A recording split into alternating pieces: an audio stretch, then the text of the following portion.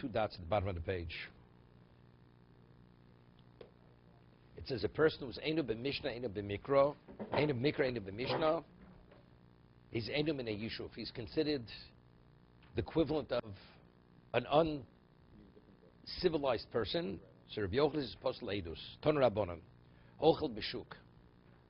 Person who eats in the market, like in a public location, Harei Zedoma lekelev.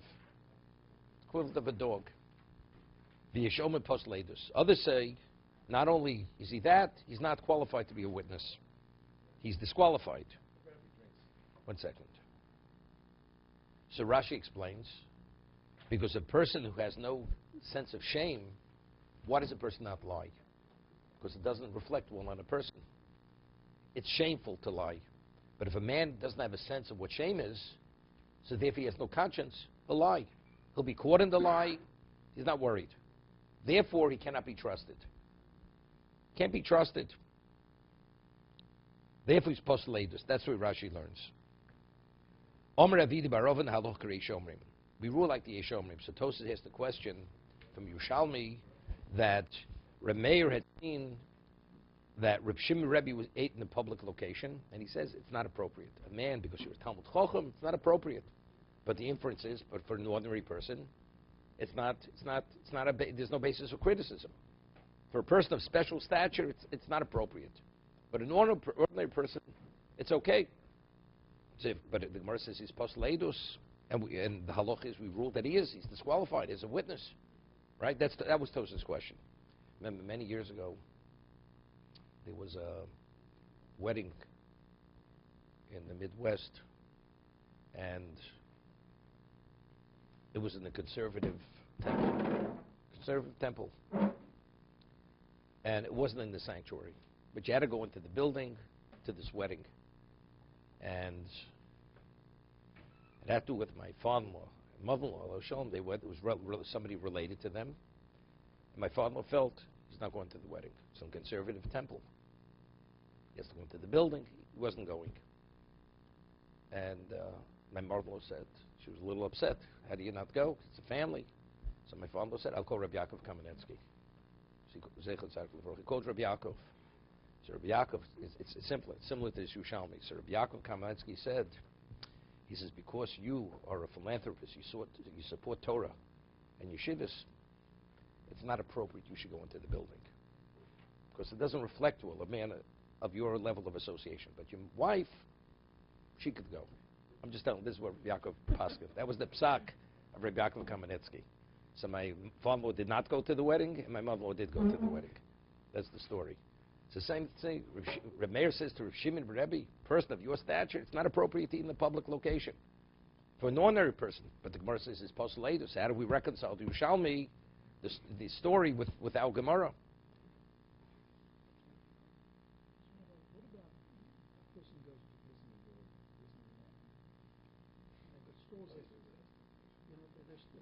Well, let's see Tos's answers, then we'll talk about you're waiting for a train in Penn Station, and you're sitting on the bench where, like other people wait, and you want to eat. You want to eat your lunch. Is that called a public location? Since people normally do that, it's no different than eating in an outdoor cafe, although the table is outside, but you're eating like a civilized, normal person. This is the way normal people eat. The other case, shuk means it's in the marketplace. You're walking, holding the food, and you're eating. It's not the way a person normally would eat. It's not a formal way of eating. It's lacking in the formality of the eating. We'll talk. You mean going? People are walking. There's stores everywhere. They go to the next ride. It's not appropriate. Well, first of all, is it bread? What about eating a snack? That's Tosas can differentiate. Yeah, that's what we're going to see. We're going to see Tosas. That's why I see one. So you will think it's only bread. So if you want to, let's say, drink something. There's a famous picture. The Knessia Gedola was in Marienbad. The first Knessia, maybe it was the second one, in the 30s, in Marienbad. It was a spa area, and they have a picture, and it was in summer. And they have a picture. It was of many Gedolim. And they're strolling there, and many Rebbes, the Ger Rebbe, Reb Nachum Zemba, Mem Zeba was one of the Gedolei Yisrael. He was killed in the Warsaw Ghetto. And they're walking, and they're holding, each of them holding drinks. And the glasses had a straw attached to it. And they're walking, holding these glasses, and they're drinking in a public location as they're strolling. And we're not talking, these aren't ordinary people. These are the upper echelon of Torah in the world. You know, so evidently it's okay. Drink is not a problem. Right? Clearly. What about eating a snack? That would be something else. But drinking, evidently, that's not a problem. But we'll see. So Rabbeinu Tam says, Pirush Rabbeinu Tam, Rabbeinu Hananel, the Hochamar Shechotif Ochel. It's not eating. Doesn't disqualify. It's where you grab the food from someone else. Person is hungry. Somebody else just grabs the food out of the other person's hand and eats the food. That's Rabbeinu Hananel. So Tosas asks, what do we have to disqualify him because he's acting in an uncivilized manner? He's a thief. He's a gazlan. That's Tosas' question on Rabbeinu Hananel. The gazlan who, if he took the food without permission, he grabbed it away from someone else and ate it to devour it like a dog. So what is he? Because he's uncivilized. He's a thief. A gazlan. It's posel edus. V'yeshlomar shechot b'shaveh pruta.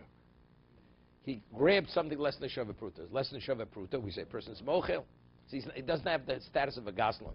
But the manner of behavior, you know something, a man who behaves this way can't be trusted. This is Rabbi Nachman. Inami, shegozel dov sheina makbid olav. No person goes up, somebody's eating cotton candy. You know, amusement park, Disneyland.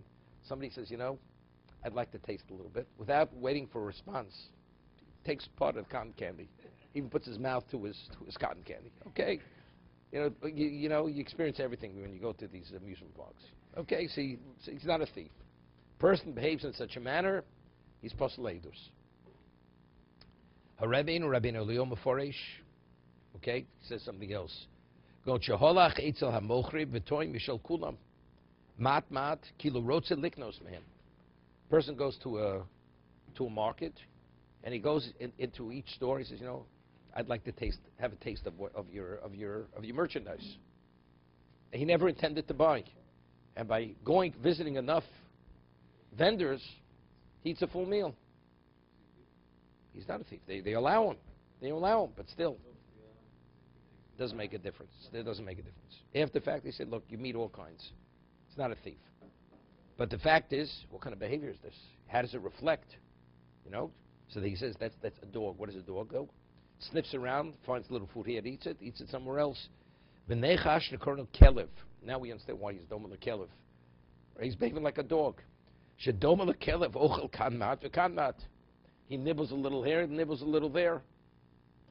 It's like you find very often. Not very today. It's interesting. Today, you know, when they sell grapes at, let's say, at a supermarket, it's packaged. They don't leave it open very often, unless it depends on what kind of market. People very often walk into a supermarket. Two women, they're talking to one another, and as they're talking, they're eating the cherries. It's $5 a pound of cherries, and they're eating the cherries as they're talking, or whatever else it is. I mean, what's going on over here? Or pistachio nuts. You know, you see this. So what do we do? Today, everything's prepackaged. You can't nibble on anything. But again, where's the shame? It's posel edus. Even though the store is not going to prosecute them for this. But fact is, many years ago, I asked Mr. Glick, when he was on Fifth Avenue, so we had a phone in the entry room, and a person would ask Mr. Glick, can I make a phone call? He'd say, definitely. Definitely. But there were people, they would walk in as if it was their own phone. They pick up a phone call, and they could stay on the phone without asking permission. You know, you ask me permission is one thing. Okay? More than happy to let you use the phone. But to use the phone, or even to make long-distance phone calls, on the phone, even if you would ask him, can I make a long, he says you can make a long-distance phone call. It's not simple. He'd be a posel edus. It's similar to the kelef. You're doing things which, well, but I knew you would give me permission. It's not enough. He's still a thief. Still, it's unacceptable. But Rabbeinu Tam learns, what is ochel b'shuk? Mr. Glick, do you remember? Many years ago. That's the way people behaved. Rabbeinu Tam pirish, the ochel b'shuk, hainu she'ochel suda de paske na yoser. It's only,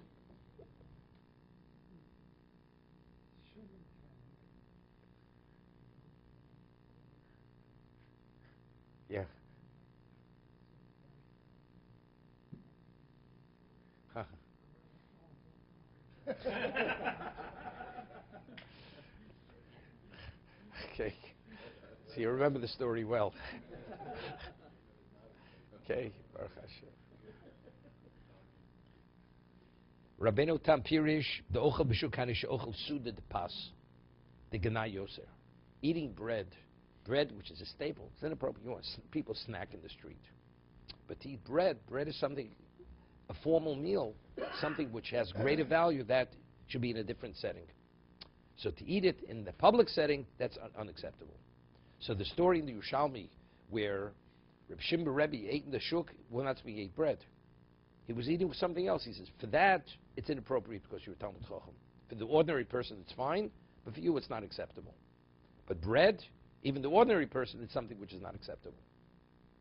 Okay? He says, Gena Yoser. It's totally unacceptable.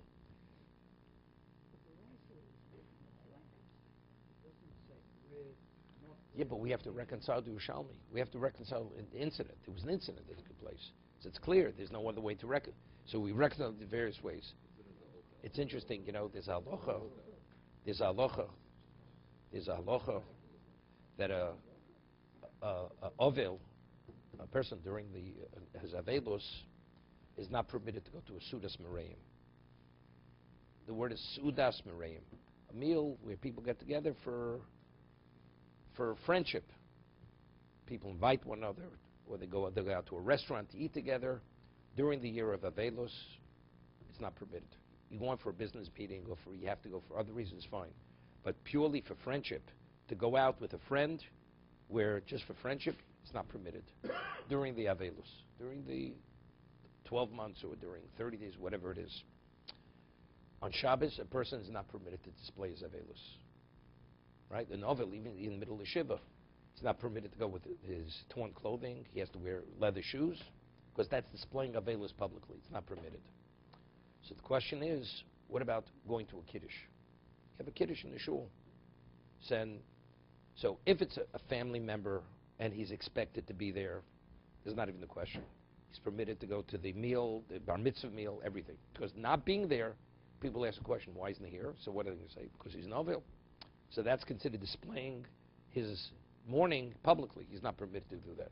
So he even goes to the meal, celebrates like everyone else.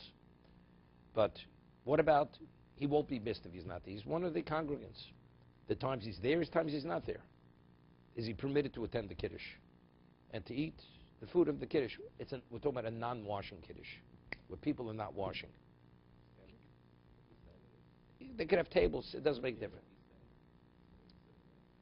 They don't differentiate. They differentiate if it's not bread. I'm just telling you, it's a cooler. If it's not bread, he's permitted. That's not called a suda. It's sudas mereim. It has to be a suda. Suda is bread. So anything less than bread. So if you want to, so it comes out of a chiddush. So during the week, you want to go. A person's going to meet somebody at a restaurant, have a cup of coffee with something else. It's not. But they're not going to. It's not a formal meal. To meet would not be a problem. It's only something. This comes up. Let's say you have breakfast there. Person's novel. Is he permitting breakfast? So while he's eating, he's speaking to other people. And there's a certain social aspect. But that's not why he's there. He's there because before he goes to work, he wants to eat breakfast. It's permitted. Here, we're going where the initial reason why you're going is for the social value. And the eating happens to be the context of the way you're interacting socially.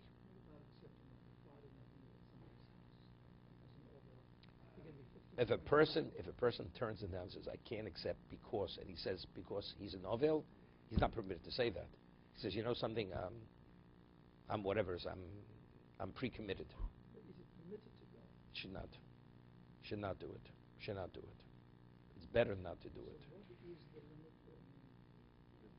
what is the limit? What is the criteria? Somebody gets invited, there's going to be just two couples, and there's another situation where there's 25 people. Makes no difference. It could be one couple. One couple inviting another couple. That's a sudas mereim. That is a sudas mereim. But if the person understands the reason why he's not accepting is because he's novel, he understands that would be avelis befesia. No, but there are many reasons why a person can't accept. But let's say a person continuously, could not accept one invitation. But continuously he's invited. Why? He said it's understood. The reason is an ovil. That's something else. But let's say once in a while this person normally says, why don't you come? And for social reasons, he's inviting you. He wants to welcome you to the community. Good, so that's purely social.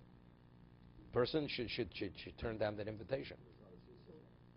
It's not a suit, it's not fine. We're talking about a formal meal. Man was in his year of warming, and he wanted to observe these rules. He didn't want to take invitations. And his wife would say, we'd extend an invitation. Look, his year of mourning. He's not comfortable. And she said something like that. He's not comfortable accepting invitations. She shouldn't say that. She should not say that. That's what she said. Okay. Then the person definitely should go. If she said it, the person should go. There's other ways. To be able to do it. Let's say a person's wife needs a break. She needs it for her, so she's not going herself. So why are you going? I'm not going for the social value. I'm going to accompany your wife. My wife. That's where I'm going. Be permitted. Or let's say you need a break once in a while. That's where you're going. So that will be permitted. But going to a restaurant, look, you go to a restaurant just with your wife. You don't have to go with other couples to the restaurant. No, but I'm explaining to you. Your wife needs it, or she feels that she will not be accepted, or she's like standoffish, and it wouldn't reflect well on her. So that's why. So she's going. You have to go with her. The person has to go because he accompanies his wife. He's not going for the reason why another is not permitted to be there. It doesn't have to be shalom bias. They have a phenomenal marriage, no shalom bias. But just to accommodate the person's wife. For that reason alone. You don't expect her to go by herself. Some people send their wives by themselves. Okay? Okay, next question. Right now they have a lot of places where they have like ice cream and whatnot. Eating ice cream, when they have chairs and tables and umbrellas and whatnot, eating ice cream in such a place with a cone. We said it's permitted. It's only bread. Bread. Well, how does Mizonis play into this? Mizonos is okay. Look, everything has a certain lack of civility. Like I said, a person walks down the street eating, he has a Mizonos falafel, pita, right? And he's walking down the street eating a falafel in the street. You see people, they buy a banana at one of these Arab stands, right? I'm making a point, Arab. And it's peeled down, and they're eating the banana as they walk down the street. Are they Doma Lekelev? Maybe not, but does it reflect well? People look at the man, the way he look. What does he look like? Right? This idea of impossible, is that reversible? Sure. Does tshuva. What a person steals.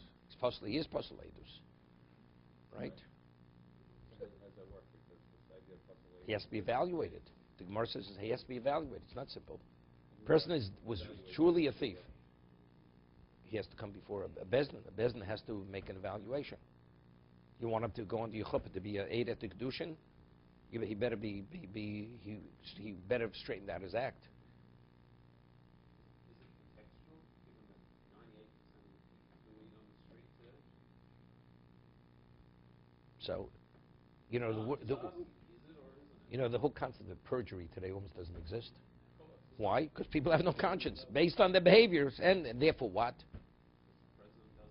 But whatever it is, because people aren't concerned how it reflects on them. There's less and less shame. If there's less shame, then the person is posuleidos. Okay? Let's try to finish the parak and start the next parak. Okay? Dorish bar kaporo. Ragzon lo osa b'yodo ragzonuso.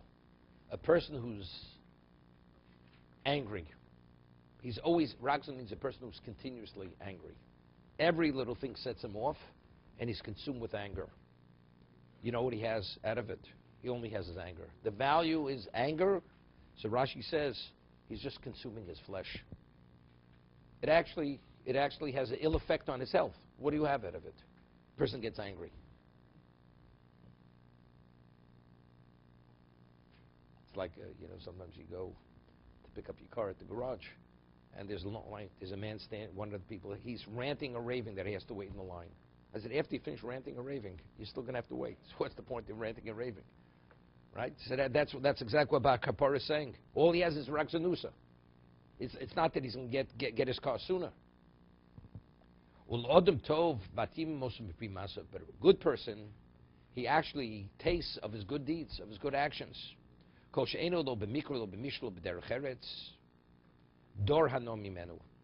This is a person who's not learned in textual, in the written law, in the Mishnah halacha, or in just basic social graces. You stay away from that man. You cannot have benefits from this person. You don't want to be associated with him. Shenemar u'b'moshav leitzim lo yoshav, b'moshav u'b'moshav leitzim. This person, his setting is always a setting of deprecation. You know, this is like what Hashem says to Bilam, lo mu'utzach lo midushach. He says, you can't curse, but let me bless them. He says, like you say to the bee, not in your bite, not in your honey, because one goes with the other. Moshe v'leitzim lo yoshev, because it's a setting of deprecation. Hajjalach isha niktas hajjalach, and hajjalach isha niktas hajjalach, and hajjalach isha niktas hajjalach. Okay? Ish mekadish bo b'shlucho. Now we're going to talk about the laws of agency. The Torah says, ki yikach ish isha. A man takes a woman in marriage. Right? So the Torah says, ki yikach ish isha. So the Torah says the husband must marry the woman, and the woman must receive what the husband gives her. So what about appointing an agent? The husband appoints an agent in his stead that he should be the Makadish. He should do the act of marriage. Or the woman appoints an agent in her stead that this woman should be, or this man, whoever the agent may be, should receive the object of value in her stead. Are they married? What do you mean? What are you doing? What's the halacha of shlichus? If you appoint a non-Jew, wait a second. If I appoint a non-Jew to be your agent, why should he not be able to? You can ask me that question. There's a basis. There's a basis for this. I mean, the Gemara is going to say it's based on psukim. It's based on psukim, right? So it's telling me not only could a person marry himself, he could delegate it through an agent. A woman, not only is she married when she receives it herself, if she delegates, she appoints someone to represent her to receive the object of value, she's married. So the Gemara is going to ask a question. If we say that you could delegate it to an agent who have to talk about himself, it's a koshke. If the agent is able to be you, so you have to tell me you could marry and the agent could marry. It's understood. Correct? So what does the Mishnah have to say? Bo? If it's shlucho, it's koshkem himself, because the agent's power is rooted in what? In the person being able to bring about that same thing. That's going to be the Gemara's question. So Tosas asks, we have a principle throughout Shas where the structure of the Mishnah very often is lo zu avzu, meaning Rabbi Yehuda Nasi, when he wrote the Mishnah, it's not only you, it's even your agent. You find very often, even though if the second case is correct, you don't have to discuss the first case. So what does Rabbi Yehuda Nasi have to present the first case? The answer is lo zu avzu. Not only this, even that. So what does the Gemara doesn't answer that? Lo zu avzu. Not only could you marry, but even if you delegate it through an agent, it's also no less than yourself. That's Tosas' question. So Tosas says, you have to know Shas well. He says, in every case in Shas where the Gemara says lo zu avzu, we spare two different cases. Case A, they're two different situations. This is the same case. It's in the case of marriage. Not only could you marry, even your agent can marry. In the same case, you'll never find lo zu avzu. That pattern of presenting the law, you'll never find in Shas.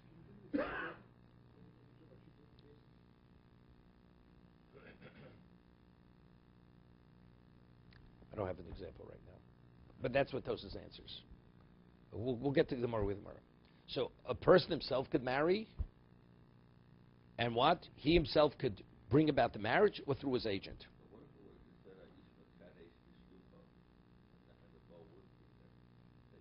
That's the Gemara's question. That's the Gemara's question. No, but then you would think it's just the shidduch in the area. Can I ask you a question? I understand. Could I ask you a question? You appoint an agent, go to the bank to pick up $1 million check. But he has to be the agent of Mr. Reich, right?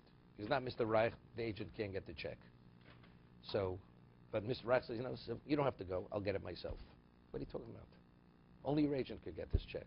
Why is the banker giving the check to Mr. Reich's agent? But I'm explaining to you why. Right? The value of the agent only because he's representing the person who has the ability to bring that about. But if he doesn't, he has no value. So if the basis for his value is the one who commissions him, so the one who commissions him shouldn't have the same ability as the agent. It's understood? Right? You understand what I'm saying? So what was the basis of the question? Evidently something's bothering you. I understand. No, it's just that it's not, if you would just say, Ha'ish Mekadosh B'Shlucho, then it'd be a question of whether, well, what does that mean in terms of your person? Can you go and, I mean, you have a restriction on marrying her? Do you have, the question would be there. When you say the word agent, agent doesn't mean the agent's marrying her on behalf of himself. Then it has no relevance to him being your agent. Right?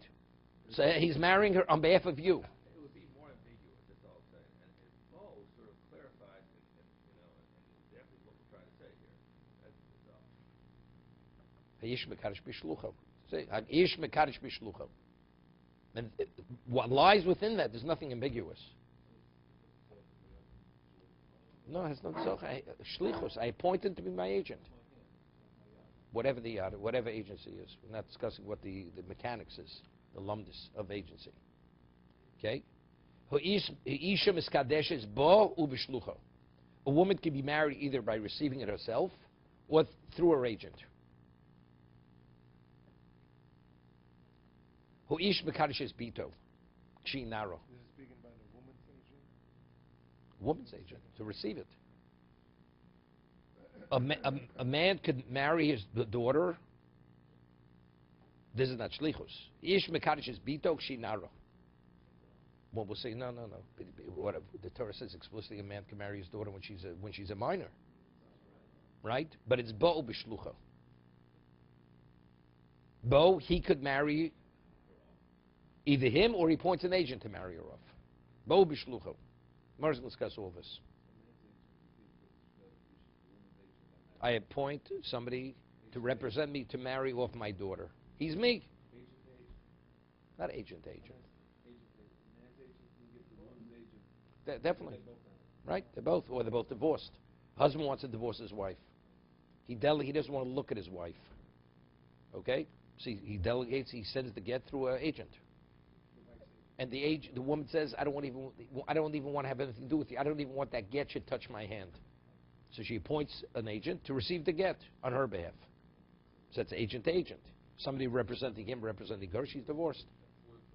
Even though the Torah says, V'nosa biyodo, you must put the get in her hand, right? The agent is the equivalent of her hand. Once you establish by kiddushin, why do you have to talk about now? Why is that really different? The Gemara is going to say something over here. The Gemara is going to say something. The Gemara is going to ask all these questions you're asking. The Gemara addresses. So Gemara asks, "Hashta b'shlucha mekadish bomi boy."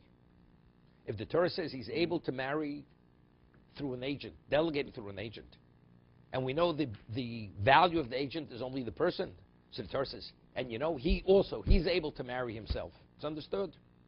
So what is the value of Rabbi Yehuda Anosi telling me both that he and his agent?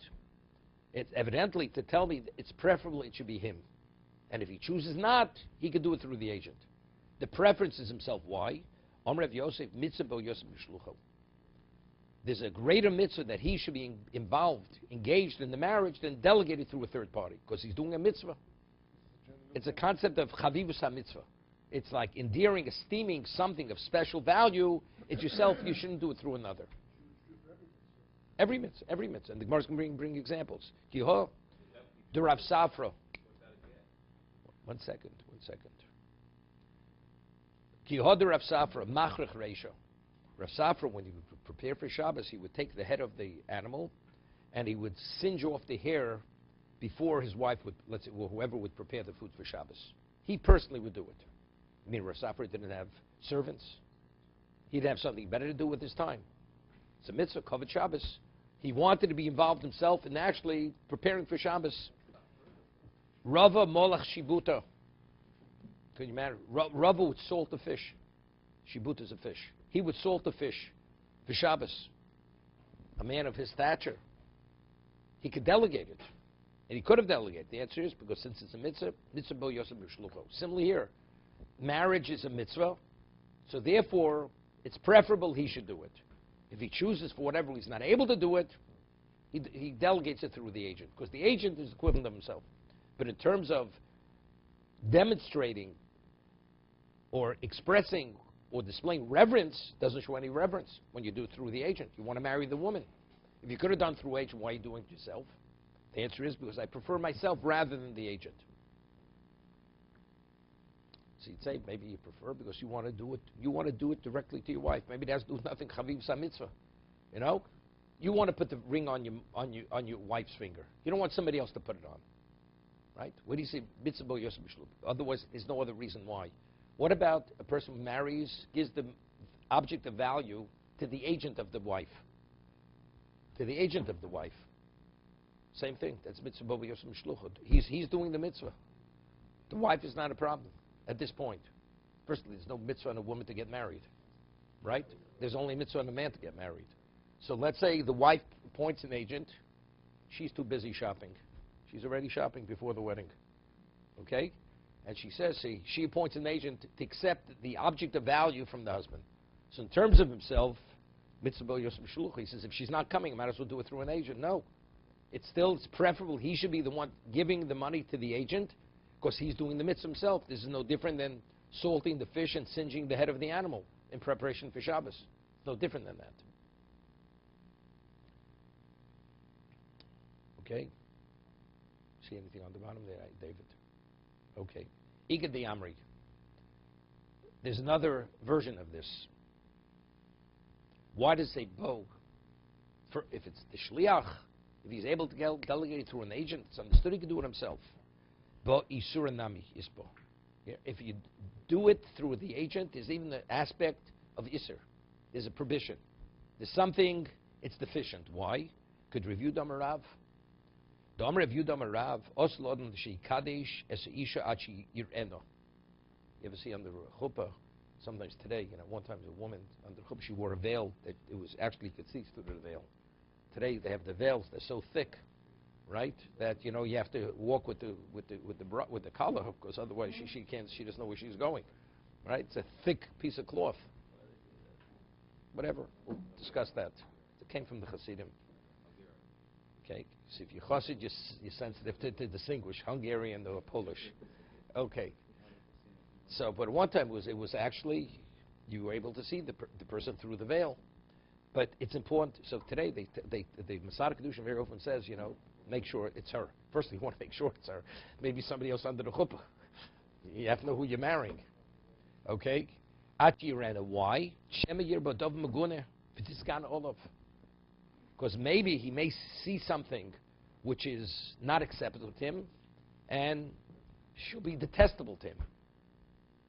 Therefore, so if you do it through an agent, so you didn't see her. So evidently, what are we speaking about? We're speaking about a woman. It's not he dated her. It's like a prearranged marriage. Never saw. He says, okay, I'm looking for a wife. I'll send an agent. He'll do it. It's the wrong thing. It's not. It shouldn't be done that way. Why? Rahman Omar v'hafto l'recho kamocha. Hear what the basis is. Not because you should have a good marriage. Because there's v'hafto l'recho kamocha. By marrying a woman in this context, you're doing the wrong thing to the woman. To the woman, because you may create a setting where you're going to actually not going to treat her as she should be treated.